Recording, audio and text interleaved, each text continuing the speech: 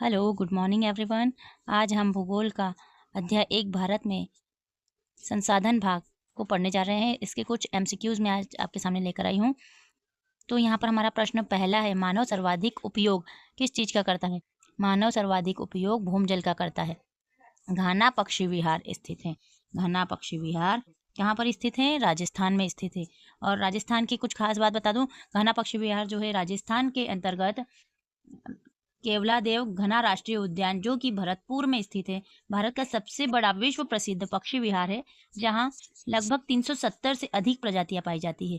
यह राष्ट्रीय उद्यान 29 वर्ग किलोमीटर में फैला हुआ है। क्वेश्चन नंबर 3 देखेंगे, वन संसाधन की प्रमुख समस्याएं क्या है? तो वन संसाधन की प्रमुख समस्या हमारे सामने क्या है? वनों में आग लगना, क्योंकि यहाँ पर मछली पालन, रेगिस्तान का विस्तार और आदिवासी गतिविधियां ये सभी वन से संबंधित नहीं है। तो वनों में लगने वाली आग इसके लिए करेक्ट आंसर होगा। और इसके अतिरिक्त वन संसाधन की प्रमुख समस्याएं कौन कौन सी आती है? वनों की कटाई, इसके अतिरिक्त शहरीकरण और अवैध अतिक्रमण भी इसी के अंतर्गत आता है, वन संसाधन की प्रमुख समस्या के अंतर्गत आता है।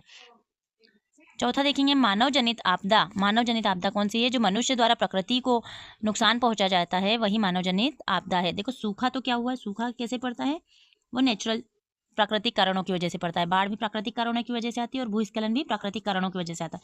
तो यहाँ पर पूछा गया मानव जनित आपदा। मानव जनित आपदा सड़क दुर्घटना के द्वारा होती है। तो यहाँ पर क्या आएगा?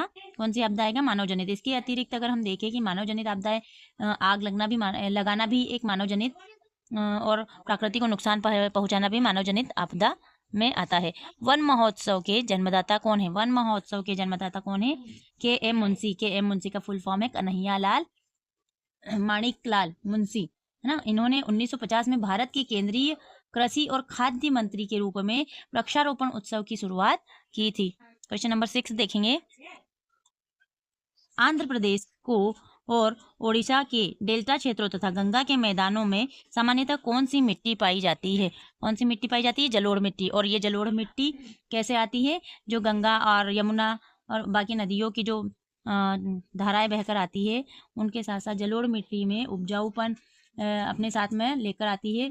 यह रेतीली होती है और समृद्ध खनिज इसमें मौजूद होते हैं ना। क्वेश्चन नंबर 7 देखेंगे, सामाजिक वानिकी योजना को विश्व बैंक से वित्तीय सहायता प्राप्त होती है। किस बैंक से वित्तीय सहायता प्राप्त होती है? सामाजिक वानिकी योजना को विश्व बैंक से वित्तीय सहायता प्राप्त होती है। प्रश्न नंबर 8वां देखेंगे, वन अग्नि नियंत्रण परियोजना यूएनडीपी के सहयोग से संचालित की जाती है। क्या है ये यूएनडीपी? यूएनडीपी क्या है?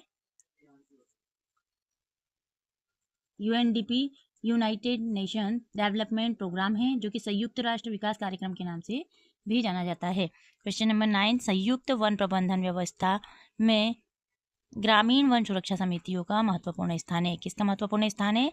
ग्रामीण वन सुरक्षा समितियों का। भारत में केवल 20.64% भूभाग पर वन है।